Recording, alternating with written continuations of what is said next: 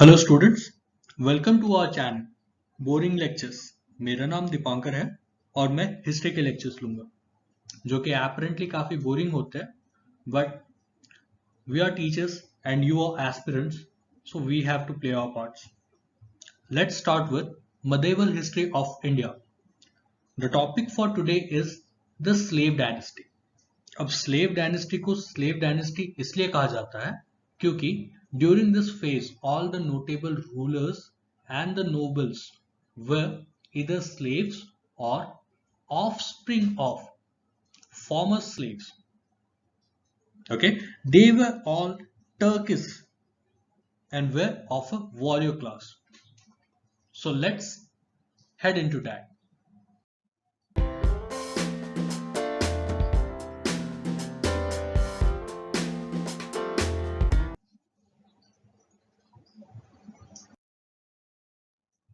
So the first ruler of the slave dynasty was Qutbuddin Aibak.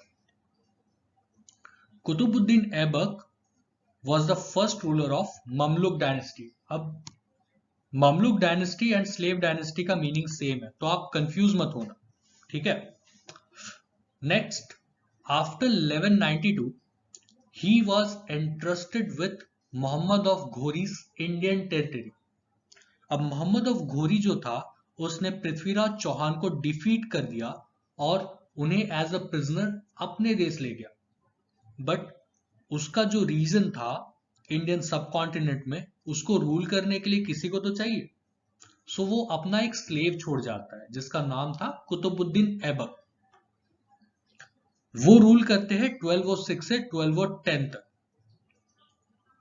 होता यूं है कि 1206 में मोहम्मद ऑफ घोरी का असैसिनेशन हो जाता है, सो कुतुबुद्दीन ऐबक अपने आप को इंडियन सब कॉन्टिनेंट रीजन का रूलर डिक्लेयर कर देते हैं। अब ये चीज इंपॉर्टेंट है आपके लिए जान लेना कि कुतुबुद्दीन ऐबक एक लौते स्लेव नहीं थे जो ट्रस्टवर्दी थे मोहम्मद ऑफ घोरी के, और भी स्लेव्स थे, तो उनको अपना रूल एस्टैब्लिश करने के लिए कंपटीशन तो फेस करना ही पड़ा था। ओके, एक और इंपॉर्टेंट बात यह है कि उनके टाइम पे लाहौर कैपिटल हुआ करता था।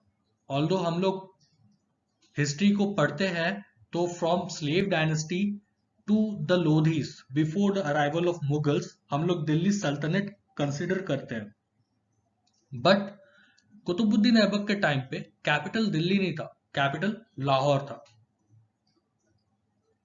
ये आप एक गेम देख सकते हैं, यहाँ पे ये जो गेम है पोलो का है। आप ये देख रहे हैं कि कुतुबुद्दीन ऐबक का जो रूल था वो 1206 से 1210 तक था।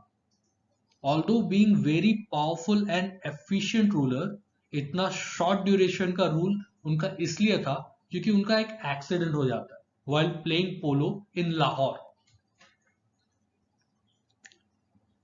यहां पे एक इंपॉर्टेंट कंस्ट्रक्शन आप देख सकते हैं, मुस्लिम आर्किटेक्चर का ये कंस्ट्रक्शन जो है इसे क्वत उल इस्लाम मॉस्क कहते हैं। इसका कंस्ट्रक्शन इनिशिएट करने का क्रेडिट कुतुबुद्दीन ऐबक को मिलता है। It is one of the oldest mosque in India. इसके आगे जो आप पिलर देख रहे हैं, आयरन पिलर, वो विक्रमादित्य ने कंस्ट्रक्ट किया था अराउंड 300 AD, वो गुप्ता एम्पायर के टाइम। तो उसके बारे में हम लोग एंशिएंट हिस्ट्री में अलग से पढ़ेंगे। Let's continue with the slave dynasty meanwhile.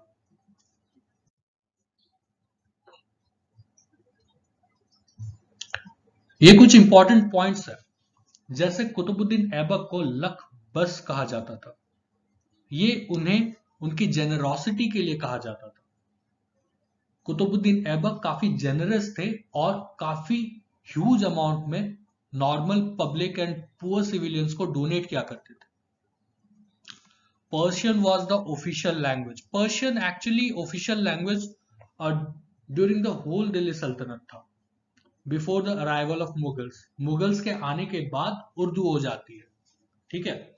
जैसे मैंने आपको लास्ट स्लाइड में बताया था ये point, Quwwatul Islam mosque, one of the oldest mosque of India, इसका कंस्ट्रक्शन स्टार्ट करने का क्रेडिट कुतुबुद्दीन ऐबक को मिलता है। He also started the construction of Qutub Minar, he constructed 2.5 Din ka Jhonpra which is located in Ajmer. काफी अच्छा आर्किटेक्चर है, फैसिनेटिंग आर्किटेक्चर है 2.5 Din ka Jhonpra, one of the oldest Muslim architecture in our nation, जो कि आजकल बहुत पॉपुलर टूरिस्ट डेस्टिनेशन है बाय द वे। ये जो पिक्चर आप देख रहे हैं ये अरहम शाह का है। Aram Shah was the second ruler of slave dynasty, ठीक है, बट वो इनएफिशिएंट थे and was defeated by Iltutmish. So जो थर्ड रूलर है and one of the most notable rulers of whole Delhi Sultanate was Iltutmish. Iltutmish के बारे में हम लोग नेक्स्ट स्लाइड में पढ़ेंगे, बट एक और चीज आपको यहां पे मेंशन कर दूं, ये Qutbuddin Aibak overcome the power struggle with Taj al-Din Yildiz. Taj al-Din यल्दीज जो थे एक और स्लेव थे मोहम्मद ऑफ घोरी के, जो कि एक्चुअली पावर स्ट्रगल में इन्वॉल्व थे कुतुबुद्दीन ऐबक के साथ। उन्होंने इंडस वैली के रीजन्स के कुछ पोर्शंस, कुछ टेरिटरीज को एक्वायर कर लिया था। सो कुतुबुद्दीन ऐबक को इंस्टेड उनको चेज करना पड़ा, उनके साथ बैटल करना पड़ा, एंड फिर उन्होंने ये सोचा कि लाहौर को कैपिटल बनाया जाए, क्योंकि तज अल-दीन यल्दीज का खतरा फिर भी बना हुआ था। नेक्स्ट, इल्तुतमिश। जो इल्तुतमिश थे वो सिर्फ स्लेव नहीं थे कुतुबुद्दीन ऐबक के, he was also the son in law of Qutbuddin Aibak. तो ये बहुत ज्यादा इंपॉर्टेंट है।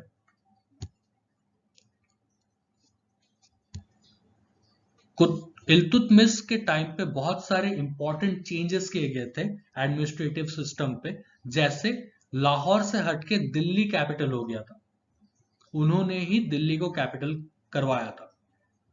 1210 में उन्होंने बिहार कैप्चर किया और बंगाल इन्वेशन उन्होंने किया 1225। एक बहुत इंपॉर्टेंट चीज यहां पे ये मेंशन करना हो जाता है कि कुतुब मीनार का उन्होंने कंस्ट्रक्शन कंप्लीट करवाया। यही नहीं, कुव्वत उल इस्लाम मॉस्क का भी कंस्ट्रक्शन इन्होंने ही कंप्लीट करवाया। इल्तुतमिश ने एक बड़ा इन्वेजन, चंगेज खान का इन्वेजन रेस्ट्रिक्ट किया by refusing to provide shelter to Jalal ad-Din. Jalal ad-Din एक ईरानियन एम्पायर के प्रिंस हुआ करते थे, जो कि चंगेज खान से बैटल में हार चुके थे और उन्हें शेल्टर के लिए इंडिया आना पड़ा था।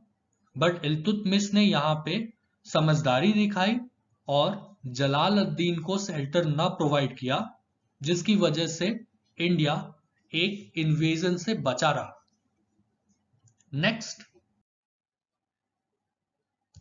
ये कुछ इंपॉर्टेंट पॉइंट्स है इल्तुतमिश के बारे में जो आपको जान लेने चाहिए, जैसे कि उन्होंने कंस्ट्रक्शन कंप्लीट करवाया कुव्वत उल इस्लाम मॉस्क का, जो कि one of the oldest mosque है इंडिया का।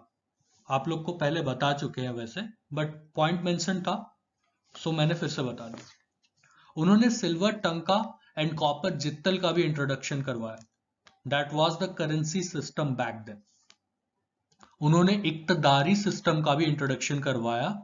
इक्तदारी सिस्टम क्या था कि इक्तदारी सिस्टम के अंडर में 40 नोबल्स असाइन किए जाते थे, 40 nobles who were there to govern particular territories of the big empire। तो नोबल्स को पावर मिलता था to defend and administer those particular territories of the whole empire। Nobles काफी पावरफुल हुआ करते थे during the slave dynasty. Not only was Iltutmish a fine administrator, but also a very capable general।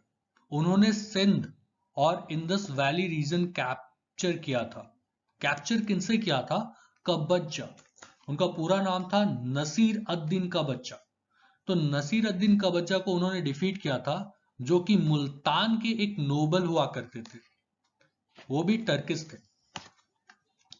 So Iltutmish was succeeded by Ruknuddin Firuz, whose mother Shah Turkan plotted against the predecessor's wishes. जो शाह तुर्कन थी one of the wifes of Iltutmish थी और उनके हिसाब से सिर्फ उनके बेटे रुकनुद्दीन फिरोज को ही राजगद्दी मिलनी चाहिए थी। बट प्रेडिसेसर का क्या विश था? प्रेडिसेसर यानी इल्तुतमिश का विश था कि उनकी बेटी रजिया सुल्तान को गद्दी सौंपी जाए। तो नेक्स्ट चैप्टर में हम लोग रजिया सुल्तान के बारे में पढ़ेंगे। इनफैक्ट नेक्स्ट स्लाइड में Razia Sultan was born in 1205. She was the first and only female to rule over Delhi. She was an able and just ruler. पर हुआ यूं कि जो इक्तदारी सिस्टम के अंडर में नोबल्स हुआ करते थे उन्हें ये बात खटकने लगी कि they are being led by a female. Obviously उस टाइम में सोसाइटी काफी नैरो माइंडेड थी। So what more happened? Malik Ikhtiyar uddin Altunia जो कि गवर्नर ऑफ भटिंडा थे got into battle with Razia Sultan. इस बैटल में Razia Sultan gets defeated and gets captured by Malik. So इस क्राइसिस सिचुएशन से डील करने के लिए रजिया सुल्तान मलिक को एक मैरिज प्रपोजल देती है to eliminate further threats of other nobles. और उससे होता यूं कि मलिक पूरे एम्पायर के ओवरऑल रूलर बन जाते। But the other nobles sided with Muizuddin Bairam Shah who was the brother of Razia Sultan. So Muizuddin Bairam Shah defeats both Razia and her husband Malik Ikhtiar Uddin Altunia in a battle where he is being supported by all other nobles and becomes the next ruler of the slave dynasty. So Muizuddin Behram Shah was the next ruler of slave dynasty who ruled from 1240 to 1242. अब इतना short duration का rule इसलिए था क्योंकि he was killed by his own nobles. हुआ यूं कि इनके रेन के दौरान मंगोल्स ने लाहौर कैप्चर कर लिया था and Mongols destroyed the whole city. Muizuddin Bairam Shah was so inefficient that he did not take even a single step against the Mongols. इसीलिए इन्हीं के ही नोबल्स ने इनकी हत्या कर दी and then gave the throne to Alauddin Masood, who was actually a puppet ruler in the hands of the nobles. But जब अलाउद्दीन मसूद ज्यादा power demand करने लगे तो ये बात भी नोबल्स को खटकने लगी and they killed Alauddin Masood too. The next ruler was Nasiruddin Mahmud. अब नसीरुद्दीन महमूद का रेन 1246 से 1266 तक था। नसीरुद्दीन महमूद के डेप्यूटी एम्परर जो थे वो थे बलबन, जो कि one of the most important rulers है दिल्ली सल्तनत की। उनके बारे में हम लोग नेक्स्ट स्लाइड में पढ़ेंगे।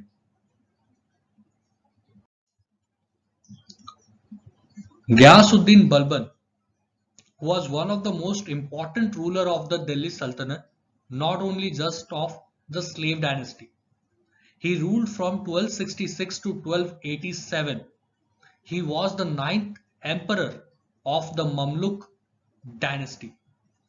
He was one of the most powerful rulers of the Delhi Sultanate, who actually reduced the power of nobility and increased the power of sultan.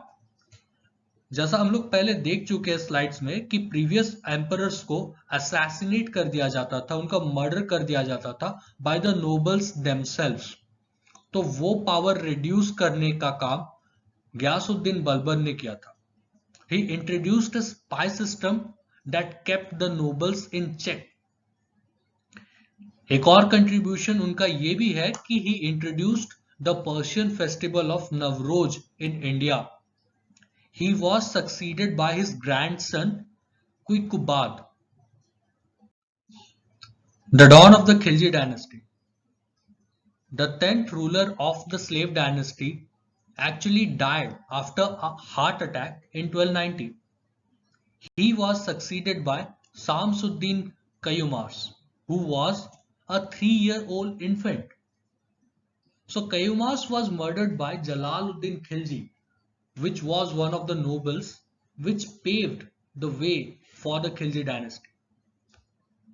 So जो नेक्स्ट टॉपिक हम लोग का होगा वो होगा खिलजी डायनेस्टी के ऊपर। ये जो है मैप स्लेव डायनेस्टी का एम्पायर, ये अप्रोक्सीमेट है, बट इससे आपको आइडिया लग जाता होगा कि कितना रीजन एक्वायर कर लिया था स्लेव डायनेस्टी ने during their rain. So that's it from us, guys. Thank you. I hope you enjoyed the chapter.